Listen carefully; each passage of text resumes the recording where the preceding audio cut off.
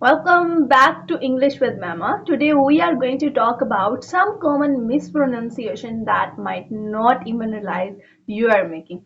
So let's get started. First up, we have word fruit. It's not fruit. It's fruit. Moving on to longer word, we have comfortable. It's not comfortable. It's comfortable. And for vegetable, it's not a vegetable. It's vegetable. Now let's talk about everyone's favorite chocolate. It's not chocolate, it's chocolate. Chocolate.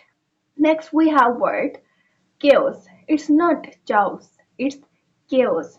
Moving on to Q, it's simply pronounced as Q.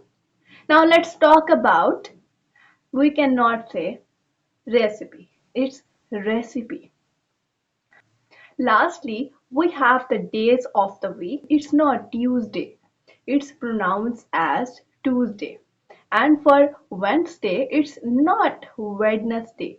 It's pronounced as Wednesday. I hope you found this video helpful and informative. Make sure to hit the like and subscribe button for more pronunciation tips and see you in next one.